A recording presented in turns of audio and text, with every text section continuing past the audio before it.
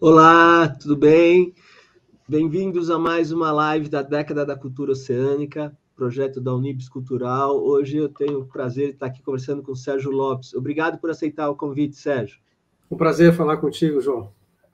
Obrigado. Sérgio é sócio-diretor da Conteúdos Diversos, é uma produtora de conteúdo multiplataforma, e aqui é uma abertura, basicamente, do evento da Virada Sustentável, e que mais tarde o Sérgio vai estar divulgando. Após a live, nós vamos estar passando os 4 documentários que foram produzidos aqui para serem mostrados. Ele vai falar um pouco mais sobre isso, mas a gente vai focar principalmente num deles, né? A Água que Falta, que trata da temática da água de forma mais abrangente, procurando mostrar problemas da questão hídrica, as causas, caminhos.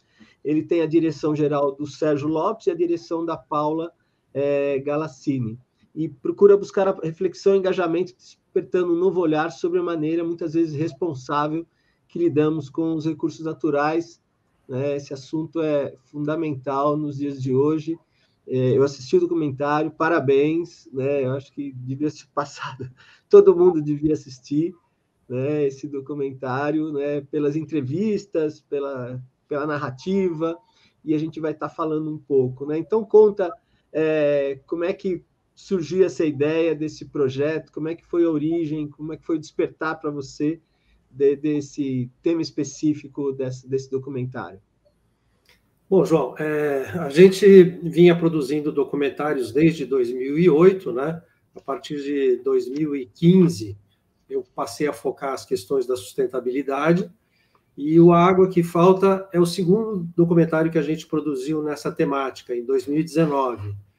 E, basicamente, ele surgiu de um questionamento, numa conversa que eu tive com dois grandes amigos, editores de uma revista chamada Saneamento Ambiental, que eles começaram a colocar essas questões da importância da água no dia a dia da gente, enfim, e aí conversa vai, conversa vem, vamos produzir um documentário investigando essa temática.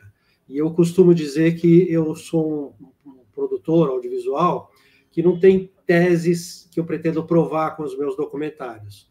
Eu parto do princípio que eu não sei nada daquele assunto e vou perguntar para quem entende, né?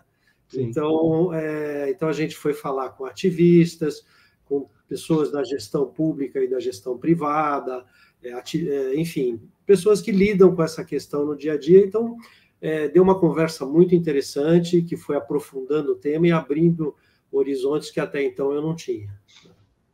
Perfeito.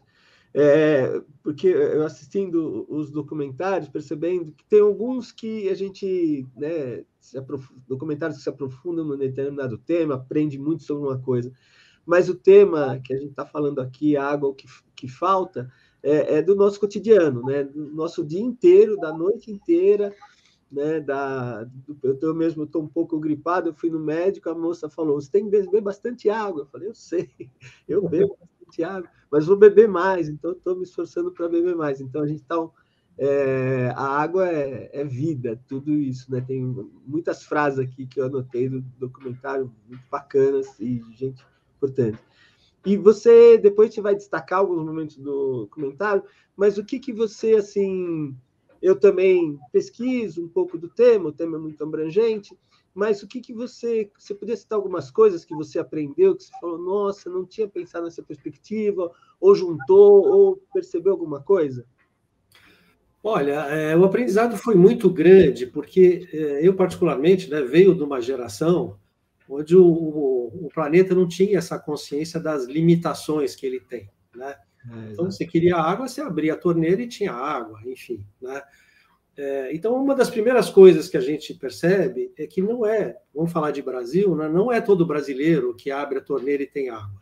Inclusive, uma boa parte dos brasileiros nem tem torneira em casa. A questão do saneamento básico é uma questão muito relevante, né? E então o acesso à água, primeiro, já não é para todos, né? Já existe aí um gap aí social nessa questão.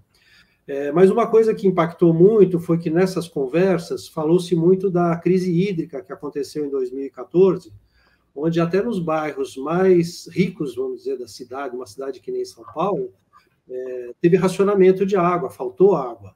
Então as pessoas entraram meio em parafuso, dizer, ué, como assim eu abro a torneira e não tem água, né? Então isso foi um despertar de consciência. E uma das falas bacanas que tem nesse documentário é que a gente fala, porque a crise hídrica, né? E o Zé Bueno, de um projeto chamado Rios e Ruas, ele fala, olha, não existe crise hídrica, o que existe é uma crise da gestão hídrica, né? Quer dizer, a forma como a gente lida com a água que pode entrar em crise ou colapso, né? A água está lá, a água... tem um outro entrevistado que fala, a água ela não vai para outro planeta, ela fica aqui.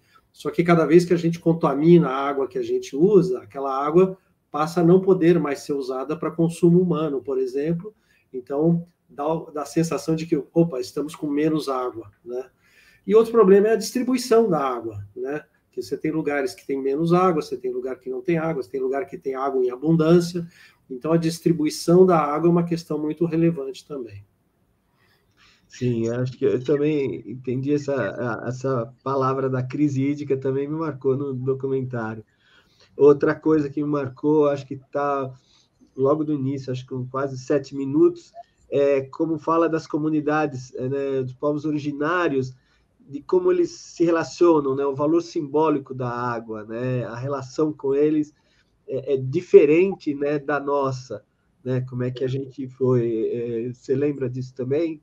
Sim, sim, quem fala disso é o Guilherme Castanha, que ele é um biólogo que trabalha com gestão de água no seu jeito, vamos dizer assim, mais puro, né? Que ele trabalha muito com a forma orgânica da água, de você, enfim, aproveitar a água no seu estado puro e, ao usar, você ir reutilizando essa água para usos que a gente tem essa visão de que a gente capta a água, usa e descarta, né? Você tem o que eles chamam de água cinza, que você poderia estar usando para lavar coisas, enfim, e que a gente descarta, né? E o custo dessa água é muito grande. E ele menciona isso, né? Que a gente tem que compreender a forma como determinados povos originários lidam com a água. A água, para eles, faz parte da vida deles, não é uma coisa que eles têm guardada numa torneira que eles usam quando precisam, né? Eles muitas vezes são ribeirinhos, a água tem a ver com o transporte, tem a ver com o lazer, tem a ver com a vida dele na sua essência, né? Não tem a ver com a caixa d'água. Exatamente. Não tem uma caixa lá que faz. Você separou, né, alguns momentos assim do documentário, você podia compartilhar com a gente alguns? Tá, eu vou começar mostrando a abertura do documentário, porque ele tem uma coisa que eu gosto muito, que a gente usou o talento da Patrícia Furtada, que é uma ativista que ela faz apneia. Então, a gente usou esse talento dela para... Nesse trajeto... Espera aí que eu dei um pulo aqui. A gente usou esse talento dela no uso da água, na forma como ela lida com a água, para fazer a abertura e as transições do filme. Posso soltar aqui? Pode.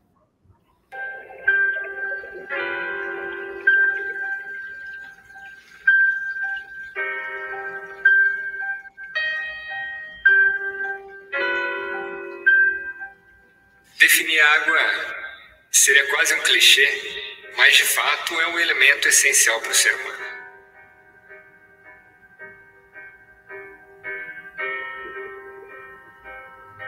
Ainda é um mistério, e talvez seja o mistério, está sempre disponível e independente inclusive da forma com a qual a gente se relaciona com a água. Você pode receber água limpa, você pode devolver água podre, mas a dinâmica da vida nesse planeta te devolve água pura. Então você tem acesso a esse amor, independente da forma como você se relaciona com ela.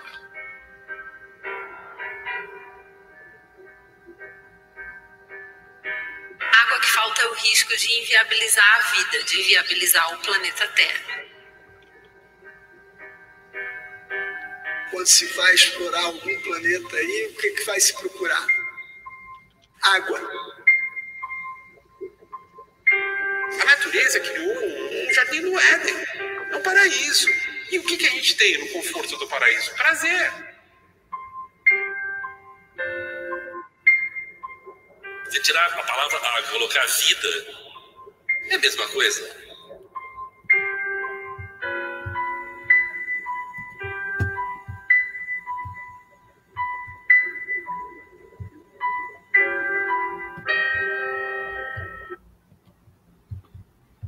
Lindo. Então, e essa abertura, só para comentar também, a trilha sonora é do Paulo Garfunkel, que é o Magrão, que tem feito as trilhas de, acho que de todos, praticamente todos os nossos documentários. A direção de fotografia é do Pichi Martirani, então eu acho esse trabalho debaixo d'água muito lindo, né? E eu tenho aqui umas imagens de making-off que eu posso mostrar, se houver curiosidade, como é que isso foi feito, né? Que é uma coisa que às vezes surpreende na produção audiovisual, né? Você viu aquela princesa flutuando num espaço azul de água, né? E você fala, puxa, como é que isso aí foi feito, né? Se quiser, eu posso mostrar umas imagenzinhas disso, né? Sim, por favor, Sérgio. Então, vou compartilhar novamente. Nossa dinâmica vai ser meio assim. Vamos lá.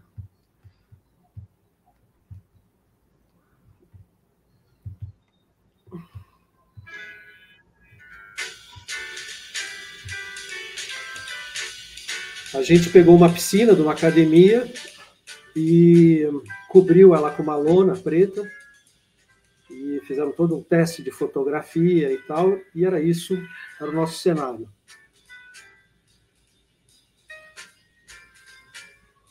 A piscina era aberta e vocês cobriram? Não, era uma piscina coberta, mas a gente forrou ela com essa lona preta. Ah, né? Tá. Também, né? Aqui você está vendo cenas da gente instruindo a Patrícia do movimento que ela deveria fazer e tal.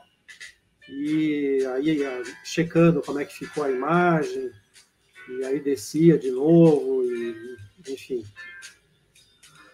Então, esse é o Jorginho, nosso produtor querido. E, enfim, então é um trabalho muito de equipe, né?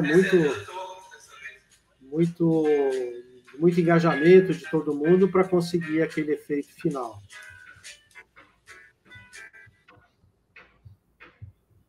Quanto tempo vocês ficaram? Foi um dia? Foram mais? Cara, eu me lembro que eu saí da piscina enrugadaço, porque a gente chegou lá às 6 da manhã, aí até montar tudo devia ser umas 10, 11 horas da manhã, e ficamos até escurecer gravando. Tá. E quais são, o que é, só assim, também de curiosidade, quais foram as dificuldades que você encontrou nesse momento? O que apareceu? Vocês fizeram o teste lá antes e depois foram... Ah, sim, a gente uns dias antes foi lá na piscina, testou cor de lona no fundo, porque a gente queria ter esse efeito azulado, né? Sim. E a gente chegou à conclusão que tinha que ser preto mesmo e trabalhar a cor depois no pós-produção. A questão da flutuação, né, era uma coisa que preocupava muito, então a gente tinha uns pesos no fundo, eventualmente a Patrícia se segurava no peso até a gente fazer o sinal para ela fazer a movimentação. E fora que a equipe não é uma equipe com, a não ser o Ozzy, dos membros da equipe, que é mergulhador, assim, quase profissional, vamos dizer, o resto da equipe era tudo... nadador de boinha, né? Então a gente apanhou um pouco, de vez em quando alguém bebia água, foi divertido, e o trabalho ficou muito lindo. Eu acho que é isso que atrai mais, né? Eu trabalho mais com produção, curadoria, mas eu tenho muitos amigos fotógrafos, né, que também produzem, outros que produzem também, assim, e é isso que a gente comenta quando vai fazer um ensaio fotográfico, ou quando vai fazer um trabalho desse, né? É sempre aprender essas coisas novas, né, que permitem, né? Você já tinha feito alguma coisa antes? Subaquática nunca. Foi a primeira vez. A gente foi na cara e na coragem. Boa. Tá. Então, e o que ela achou do resultado? Né? A Patrícia, ela gostou, nós viramos bons amigos, a gente se fala bastante ainda, ela estava na COP agora e mandava notícias sempre do que estava acontecendo por lá. Ela é uma pessoa extremamente dedicada ao que faz. Ela tem um projeto chamado Aquamater, que também se envolve nas questões hídricas. Então, a equipe toda era muito ligada no tema. Certo. E aí, a partir daí, você também tem outros trechos, né, que você queria mostrar. Eu tenho algumas coisas que eu acho que tem a ver com essa nossa conversa e com a tua atividade. Um deles que eu gostaria de mostrar justamente uma fala do Zé Bueno, do Rios e Ruas, porque tem a ver com uma ação que eu vi que você fez falando de... Deixa eu ver aqui... Está aqui. Que vocês fizeram na Avenida Sumaré, né? Sim. Já existe uma distorção na forma como a coisa é oferecida. Parece que existe um problema de falta de água. Existe um problema de falta de gestão. Existe um problema de falta de percepção da complexidade da história. Foi uma crise de abastecimento, uma crise no modelo de distribuição dessa água. Existe uma crise de gestão.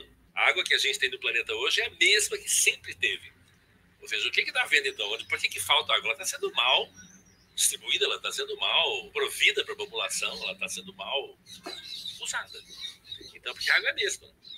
Agora, se as pessoas têm acesso ou não têm, se essa água ela é boa, ela é ruim, isso é um problema humano, não da água.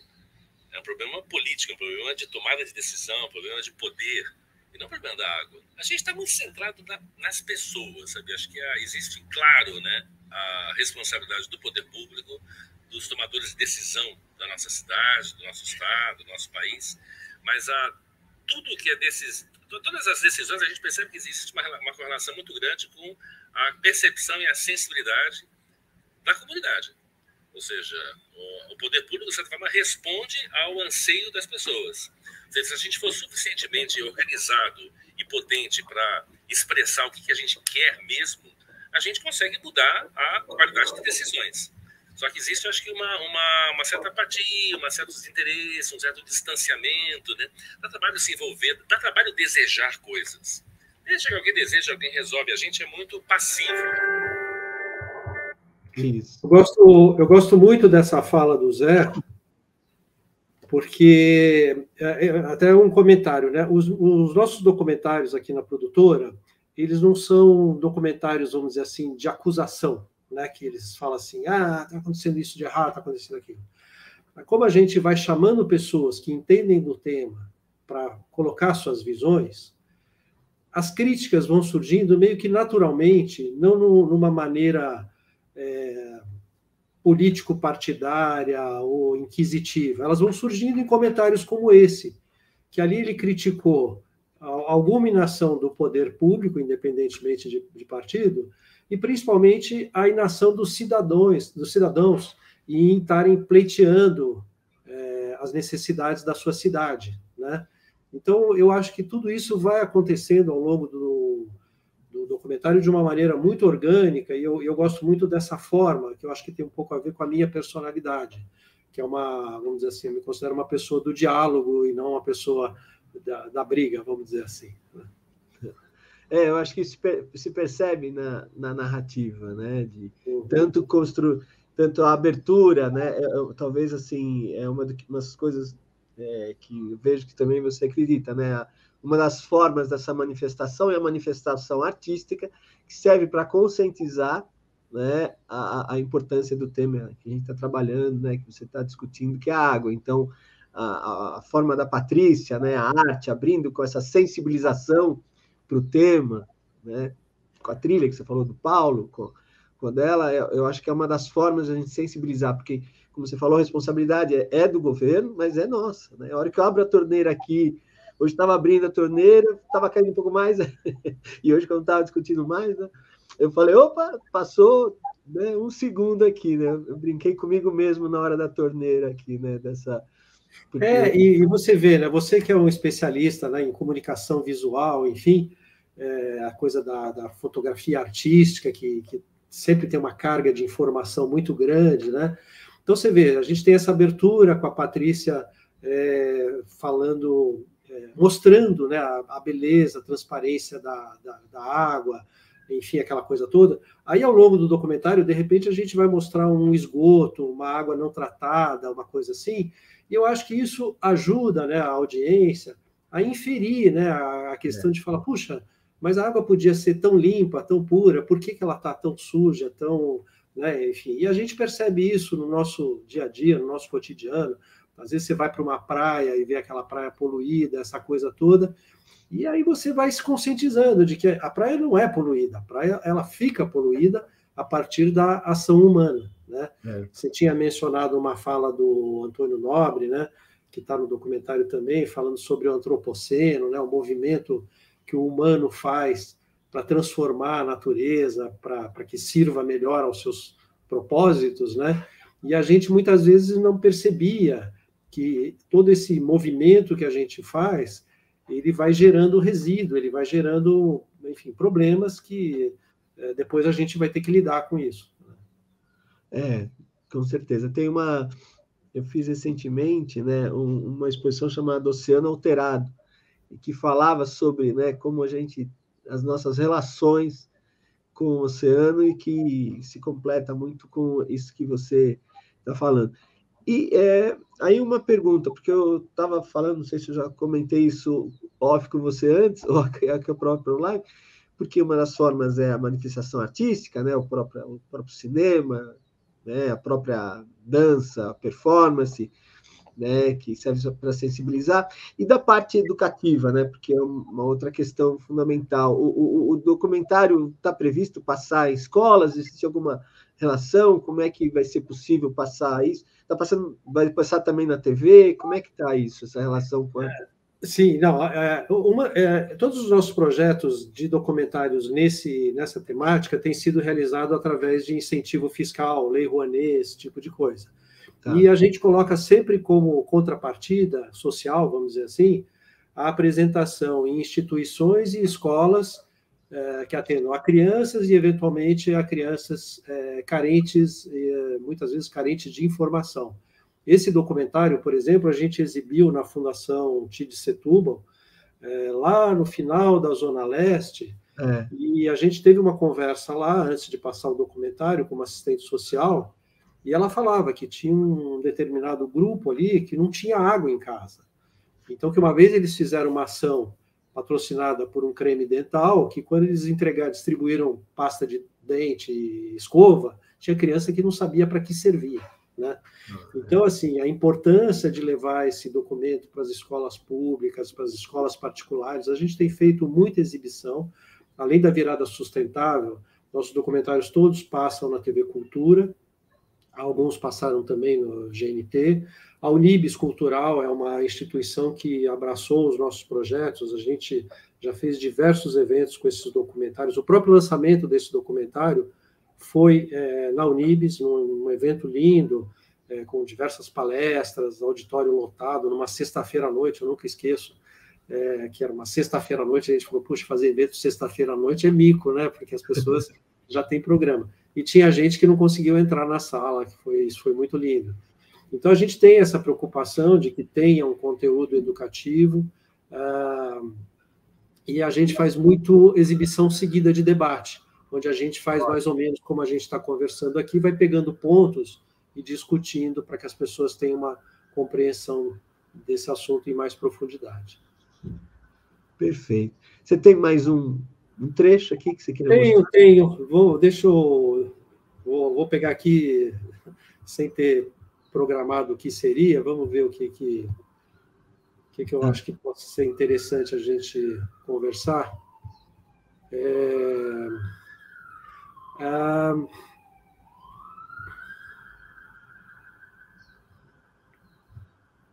Porque o make-off, até, deixa eu ver aqui, quem comentou foi a... Educação ambiental é muito importante. Tudo que é descartado... Desculpe, você ia falando, eu paro aqui. Estava só aproveitando o gancho que a Silva Prado falou que legal ver as gravações, né? Legal ver esse making-off, né? Que envolve... É uma coisa que eu acho que sempre tem muita curiosidade sobre isso. Essa pílula que a gente vai mostrar agora é de um parceiro nosso também, que isso é uma coisa maravilhosa que está acontecendo nesses projetos. A gente vai ficando amigo dos entrevistados. E essa pessoa que vai falar é o William Sheps, ele é lá de Santos, ele tem um instituto chamado Ecofaxina, porque ali tem uma região de manguezal, ali perto do Porto de Santos, que virou uma grande comunidade, então tem muito lixo e tal, ele está fazendo um trabalho muito bonito lá. E ele fala um pouquinho sobre isso, vou soltar aqui. De maneira irregular, no chão, né, de forma errada, isso acaba atingindo as redes pluviais, né, que vão parar em rios, né, não são ligadas à rede de esgoto, que vai para uma estação de tratamento, onde esses resíduos são separados.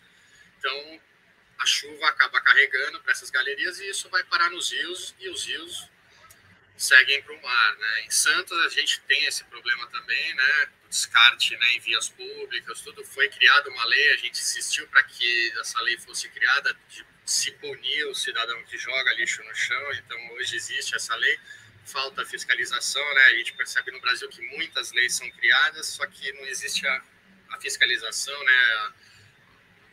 O poder público e realmente fazer aquela lei valer, né, de fato.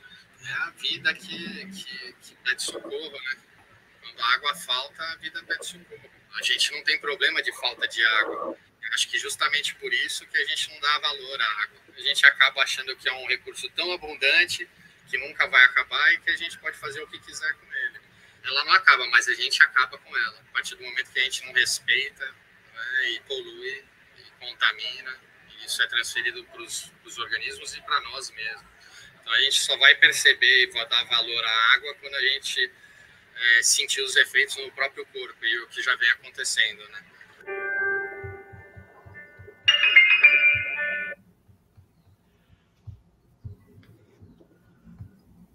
Então, você vê, mais uma vez, naturalmente, surgiu essa questão da atuação do poder público em fiscalizar e fazer esse tipo de coisa.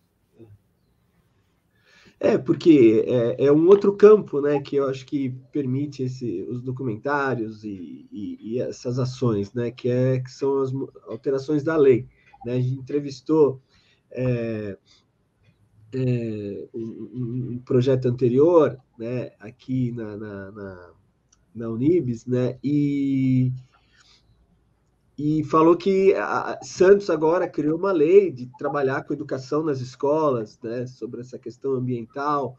Então, que sofre porque muitas das cidades litorâneas, né, vão estar sofrendo mais com a elevação dos oceanos, né? Então, felizmente, alguns estão já se preocupando. Eu acho que, né, o cinema tem essa imagem, né, o movimento tem essa possibilidade. Você tem novos... Desculpa, fala. Eu ia só dizer que o William é um cara que me impressionou muito, né? Que assim, a gente percebe isso, né? Quem começa a trabalhar enfim, envolvido com questões ambientais, sustentabilidade, esse tipo de coisa, vai se transformando. O William contou que quando ele era pequeno, o pai dele levava ele para pescar, ele mora em Santos e tal, e ele foi ficando indignado com a sujeira que ele via no mar e tal, e ele achou que não devia ficar dependendo dos outros fazerem alguma coisa. A gente tem mania de ficar reclamando, o governo não faz nada, não sei quem não faz nada e tal. Então ele pegou e falou, não, eu vou, e começou a fazer mutirão de limpeza de praia no fim de semana, juntava a turma dele lá e vamos catar latinha, vamos catar plástico. Aí começaram a fazer isso no manguezal, e à medida que eles iam fazendo isso, eles foram entendendo o problema, descobriram que ali do lado tinha uma comunidade grande que não tinha saneamento básico, não tinha esgoto, então eles jogavam, ele até usa uma expressão, ele fala assim, o pessoal joga na maré porque a maré leva, né? A maré leva, mas leva para o planeta, né? Não leva para fora do planeta. Então, ele montou essa ONG, o Instituto Ecofaxina, e hoje ele está fazendo iniciativas público-privadas, né? Então, junto com o poder público, junto com a iniciativa privada, estão montando um galpão enorme lá de reciclagem para que a própria comunidade, ao recolher o lixo, as latas, os vidros e tal, se remunere por isso, então vai gerar renda para a comunidade. Então é um trabalho muito lindo de uma iniciativa individual, né? Então isso é uma coisa que eu fui percebendo ao longo desse trabalho, que tudo depende da gente, né? Da gente arregaçar a manga e tentar resolver, né? E aí você vai se juntando com quem pensa igual e avança, né? Exatamente. Vocês estão com... Porque eu acho que a pandemia, né, atrapalhou muita gente em várias áreas, não sei, a própria questão das leis de incentivo, tiveram um pouco de dificuldade nos últimos anos. E vocês têm feito... Tem mais alguns projetos que vocês estão desenvolvendo sobre essa questão de sustentabilidade? Tem. A gente, nesse momento, está captando para um documentário de logística reversa de eletroeletrônicos, né? Que também é uma questão bastante complicada. E a gente está trabalhando num projeto de um reality muito interessante, que ainda está em fase de desenvolvimento, mas vai ser um reality show para mostrar para as pessoas questões da sustentabilidade. É bem bacana. Mostrar, eu vou brincar aqui, você nem precisa falar, nem precisa contar de nada, né? Mas tem muitos, nossa, como tem reality, né? Mas o reality na casa, assim, da pessoa, vendo todas as besteiras que ela faz, né? Dedurando, olha, isso daqui não, isso daqui... Mais ou menos por aí. Porque o reality, ele tem uma... o reality, ele tem uma... O documentário, ele tem uma coisa boa, que ele é muito educativo, né? Você está vendo pessoas que entendem do assunto te explicando do que se trata esse assunto. Agora, quando você pensa num reality, a pessoa se coloca naquela situação. Porque ela fala, pô, esse cara é igual ao meu filho, esse cara é igual ao meu pai, é igual à minha mãe, enfim. Então, fica mais fácil de você assimilar o conteúdo, né? A gente procura sempre desenvolver conteúdos que tragam esse valor de informação, né, no seu bojo, vamos dizer assim. E quais as dificuldades que você teve na verdade, são 4 documentários que, né, vão ser apresentados hoje aqui na sequência após a live. Mas quais as dificuldades que você teve, assim, da parte administrativa, por exemplo, sei lá, captação, ou da parte, e também da parte da própria produção, assim, o que você teve de dificuldades? Olha, as dificuldades, vamos dizer assim, administrativas, elas fazem parte do negócio, como qualquer negócio tem suas dificuldades, né?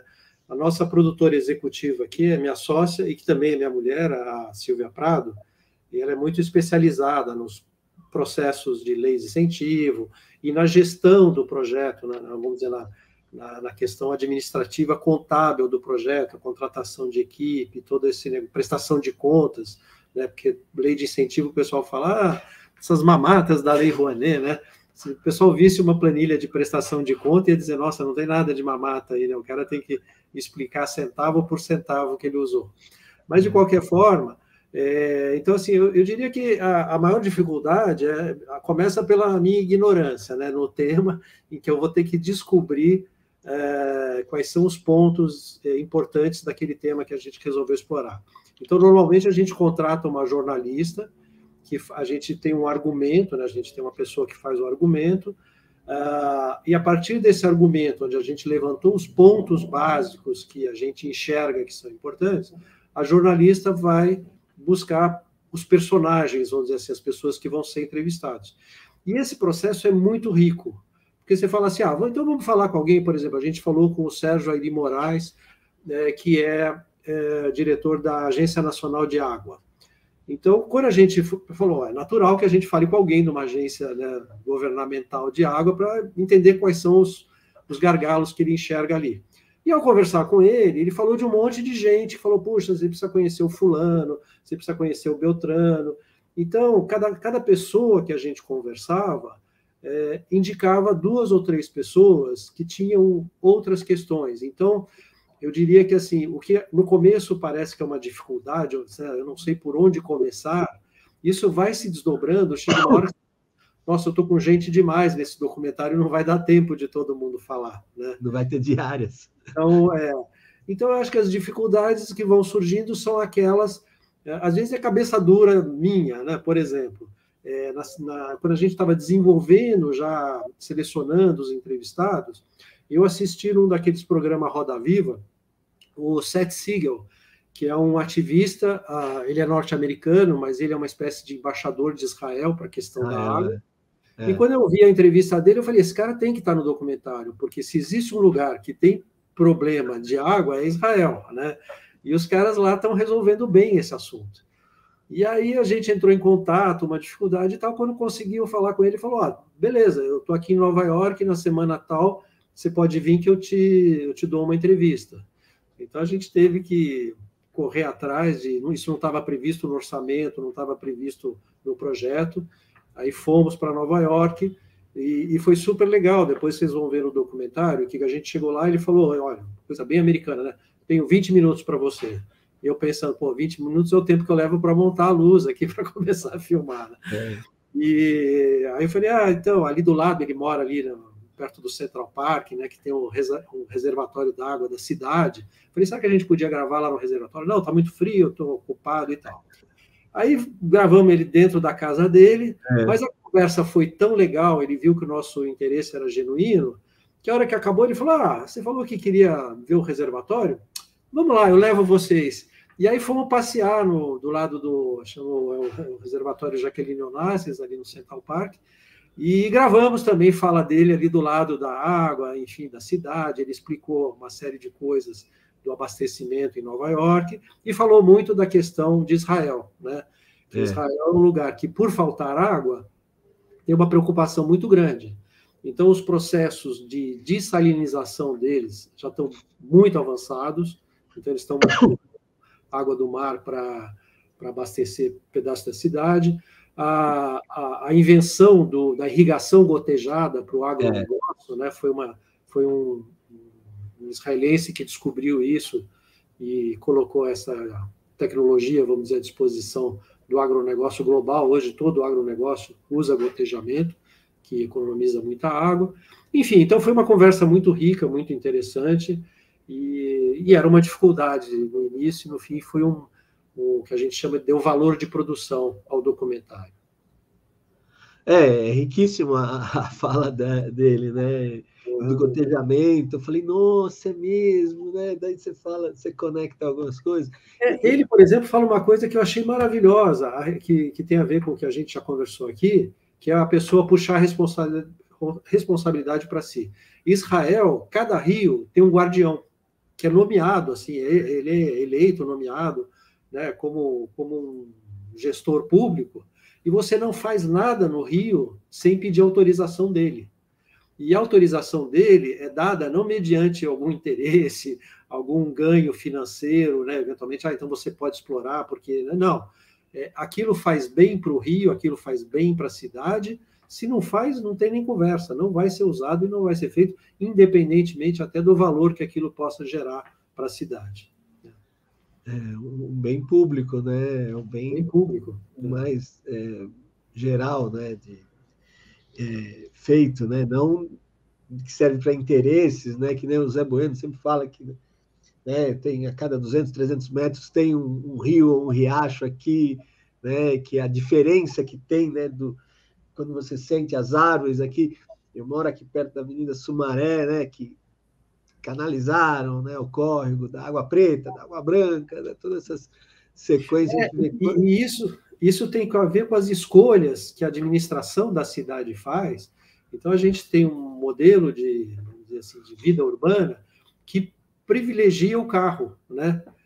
Então, quando você vê um leito do rio, você fala, vamos tampar isso aqui, que isso, né, você pega 23 de maio, é um rio tampado, o Vale do Aigabaú é um rio tampado, então você vai tampando os rios para dar prioridade para o transporte automobilístico, né? E na Europa, por exemplo, o movimento já é inverso já faz um tempo, estão destampando os rios que foram tampados para que tenha esse convívio com a natureza, com a água, né? Ele tem até uma fala que eu gosto muito, que ele fala, né, que assim, se uma criança está perto de um rio, a mãe pega a criança e fala, sai daí, você vai ficar doente, né? Por que a gente tem essa relação com a água, de achar que a água é um elemento que te adoece, né? Enfim, é uma questão de visão errada de mundo, né? Exato, é uma visão direcionada para o que foi, né? Ele fala no próprio documentário sobre a questão de pôr a mão na nascente, né? Quantas pessoas que vivem em São Paulo já tiveram a oportunidade de fazer isso? Acredito que sejam muito poucas. Né? Sim, sim. E nem sabem, às vezes, identificar, infelizmente, né? Então tem essa relação. Felizmente, né, como você estava falando, eu também, algumas gerações não tiveram essa responsabilidade. Atualmente tem essa, eu acho que está mudando. Não sei qual é a sua opinião, mas eu acho que ainda é pouco, né, para o que está sendo, pela necessidade que a gente tem, né? Não sei se você ouviu, a Patrícia estava lá na COP, você chegou a falar com ela sobre o que ela percebeu lá, sentiu, você teve algum retorno ou não, assim, do que... Falei, eu falei bastante com ela e falei também com a Renata Moraes, que é uma das gestoras do Climate Leaders, que é um projeto do Al Gore, que a gente se certificou recentemente nesse projeto, que é justamente para falar sobre mudanças climáticas. Tá. O que ficou muito claro, pelo menos pelo que eu entendi, dos brasileiros que foram para a COP, primeiro, que a mudança de governo é uma coisa muito positiva do ponto de vista da gestão ambiental que vai acontecer, né?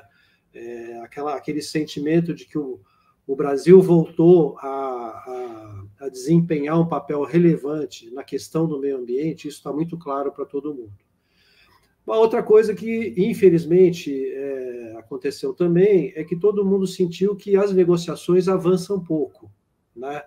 Tem até uns grupos lá que vão lá mais para protestar do que qualquer outra coisa, que criticavam muito, diziam, poxa, o pessoal do lobby da indústria fóssil está todo aqui, né? Quer dizer, isso aqui é um lugar que a gente devia estar discutindo como eliminar o uso de energia fóssil e os lobistas estão aqui costurando acordos, esse tipo de coisa.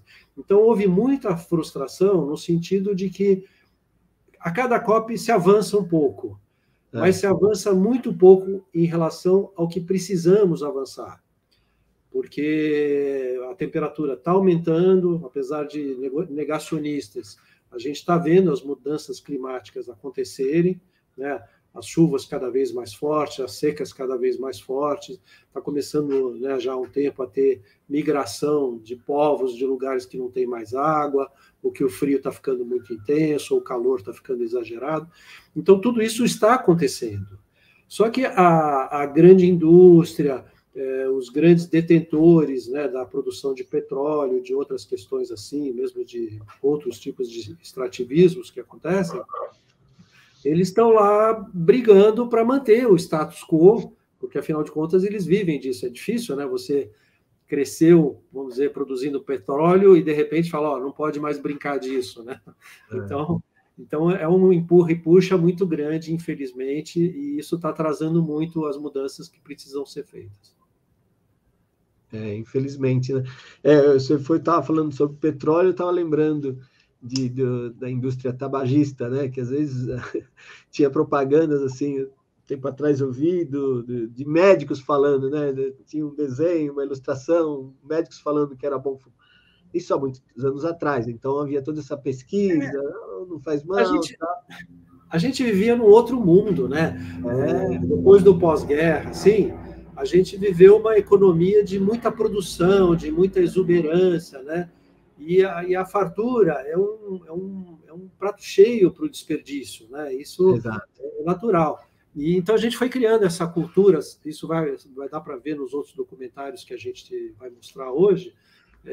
A gente vive uma cultura do desperdício mesmo, que você está acostumado você tem um telefone bom, que fotografa, que manda mensagem, mas aí sai um modelo novo, você quer o modelo novo, então você descarta e quer adquirir. Então, a gente tem essa coisa do consumir exageradamente. Exato. E isso extrapola, né, isso acontece em todas as nossas atividades. É o vestuário, é a alimentação, é o consumo de lazer ou de objetos. Então, infelizmente, a gente está precisando forçadamente a mudar essa forma de viver, vamos dizer assim.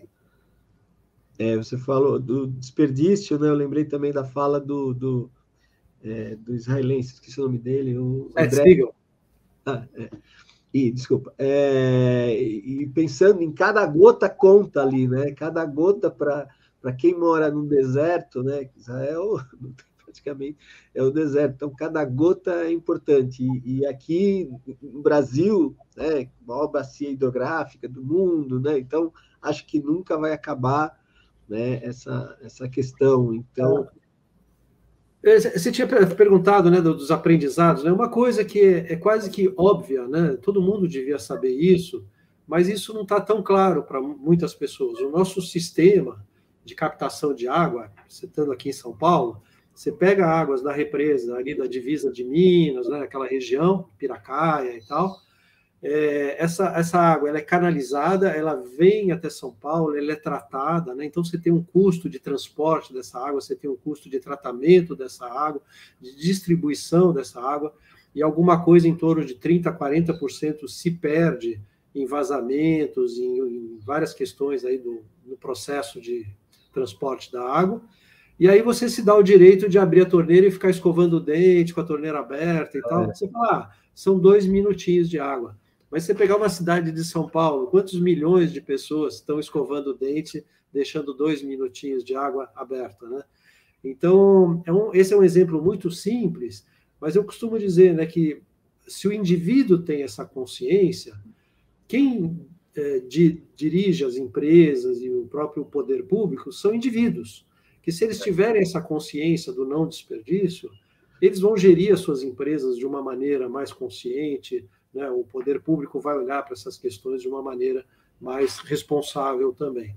Então, eu acho que é muito importante, né, desde pequeno, as pessoas irem entendendo essas questões para terem uma vida mais sustentável.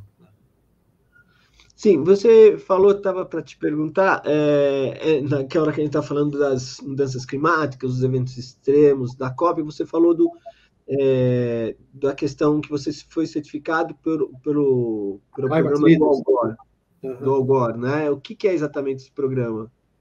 Esse o Al Gore, ele fez aquele documentário, Uma Verdade Inconveniente, né? E aquilo já era um movimento que ele estava fazendo, se transformando num ativista, né? Ele estava muito preocupado com essas questões das mudanças climáticas.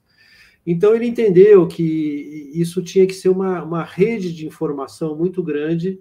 Então, hoje, se eu não me engano, ele já está em 42 países com esse projeto, onde ele treina pessoas para entenderem as questões das mudanças climáticas, o que promove as mudanças climáticas, e que essas pessoas sejam disseminadoras de informação. Então, normalmente, você faz um curso desse, tem um grupo grande, aí você forma pequenos grupos que vão fazer palestras em escolas, fazer projetos para ajudar comunidades, né? Hoje está se falando muito em justiça climática, né?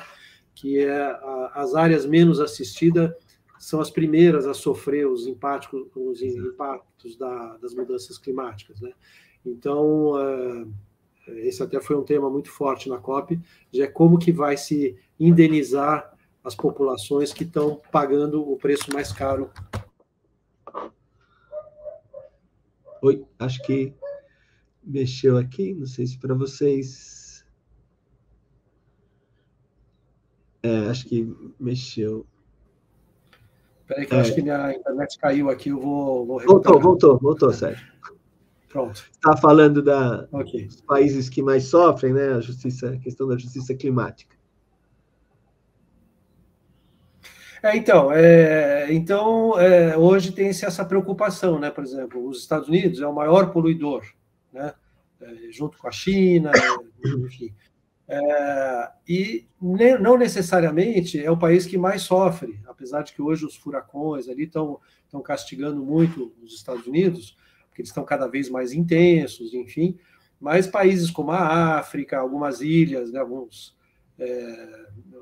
enfim, muitas regiões costeiras estão sofrendo, porque o nível do mar está aumentando, enfim, tem uma série de coisas acontecendo.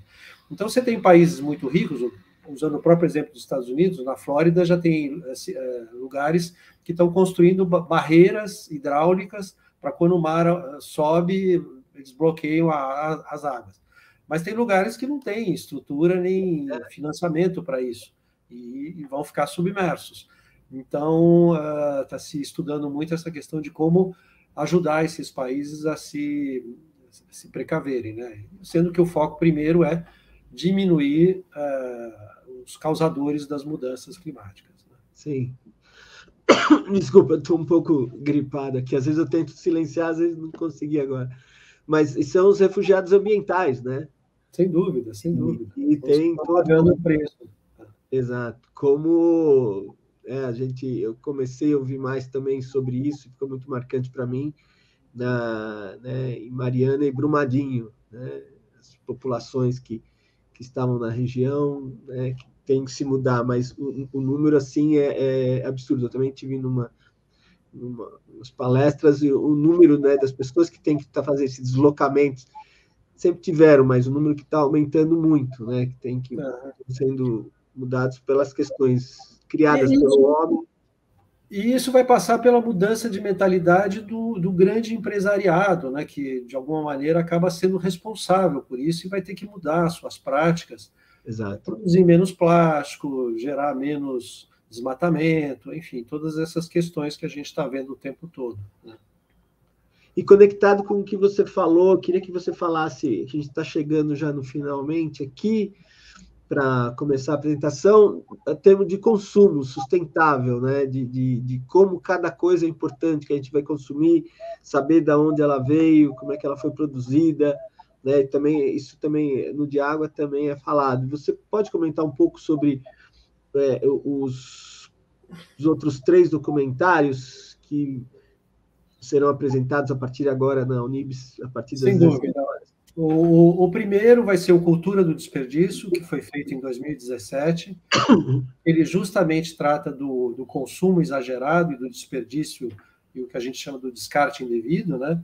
E ele usa o alimento como pano de fundo, né? Porque se você pegar de todos os desperdícios que acontecem, o desperdício de alimento num país em que hoje se fala em 30 e tantos milhões de pessoas passando fome, é o desperdício mais cruel que tem. E esse documentário foi feito em parceria com a ONG Banco de Alimentos, e a gente mostra tudo isso por vários olhares, né? Pelo olhar da ativista social, como a Luciana Quintão, que recolhe excedente de produção alimentar, comida em restaurante para distribuir para quem tem fome, até filósofo, né? A gente tem lá o Eduardo Janetti falando um pouco sobre o conceito do desperdício, né? Que na natureza não existe desperdício, né? Ele tem uma explicação muito interessante, que você olha a floresta amazônica, com milhões de árvores, você não acha que tem um desperdício de árvore aqui, né? Porque tudo tem uma função ali. E, enfim, então esse é o Cultura do Desperdício. Depois a gente vai passar o Água que Falta, em seguida o Campo e Sustentabilidade, que trata de como alimentar os 8 bilhões de pessoas que a gente está chegando aqui no planeta, de maneira sustentável, né?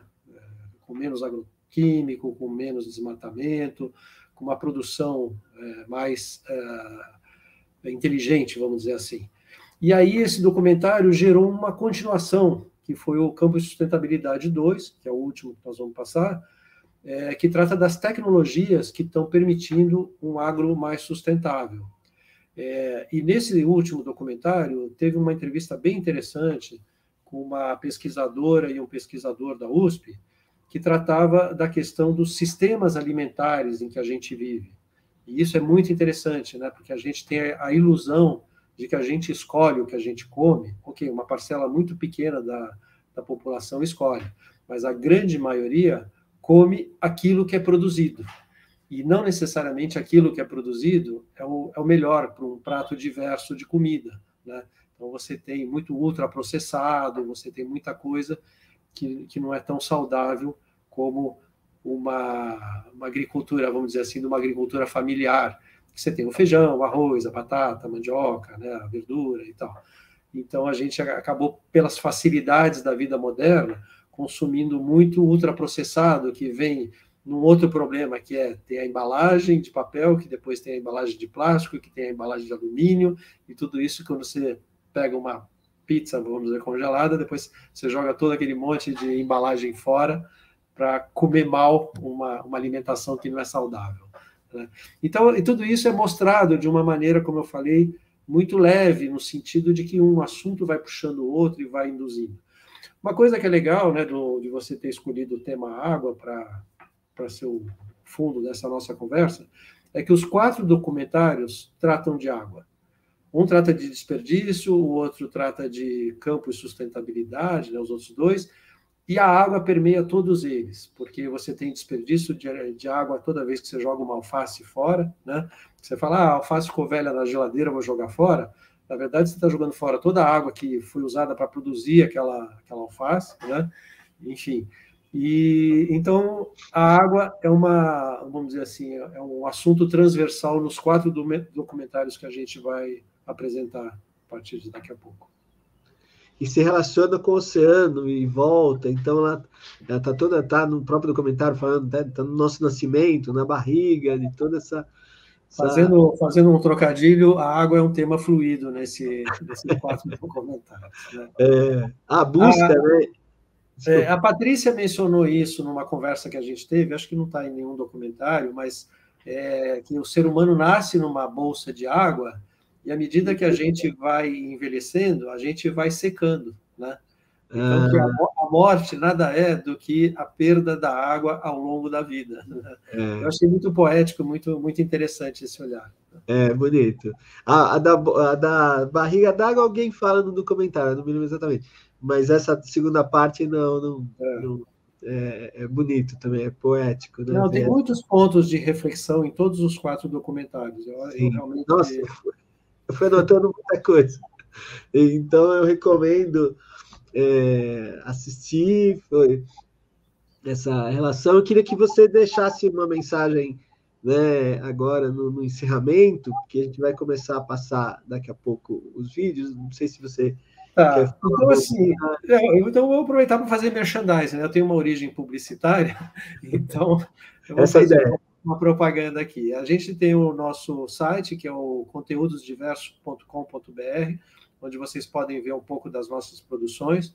A gente é associado a uma produtora de animação, que é da Silvia Prado, minha sócia, minha produtora executiva e minha mulher, que é a Cinema Animadores. Também você acessa em cinemaanimadores.com.br. Por conta de todos esses trabalhos que a gente está fazendo com foco em sustentabilidade, a gente montou um portal chamado econosco.com.br. O econosco.com.br ele abriga boa parte das nossas produções no formato de pílulas. A gente pega trechos dos documentários e coloca lá. Toda semana a gente tem um artigo a respeito de alguma temática da sustentabilidade. E tem uma série de sessões. Tem lá a Econosco TV, onde a gente transmite eventos ao vivo, como esse que a gente está fazendo aqui. Tem uma área de livros, que, por exemplo, uma das coisas que a gente fez foi transformar o primeiro documentário que vocês vão ver agora, o Cultura do Desperdício, a gente transformou num livro, que a gente pegou todo, vou mostrar aqui, a gente pegou todo o conteúdo desse documentário e adaptou para um livro, e nesse portal econosco.com.br, você entra na seção livros e ele está disponível lá em versão digital. Então, lá tem tudo que está no documentário e mais um monte de coisas que não coube no documentário, e no livro a gente não tinha limitação de tempo. Eu acho que era isso que eu queria falar. Ótimo, eu não sabia do livro, tinha visto que estava no portal os documentários, mas vou estar dando uma conferida também. Foi ótimo te ouvir, saber dessa responsabilidade social, né, que muito se fala, né, algumas coisas, mas é importante que as pessoas vivam isso totalmente, né?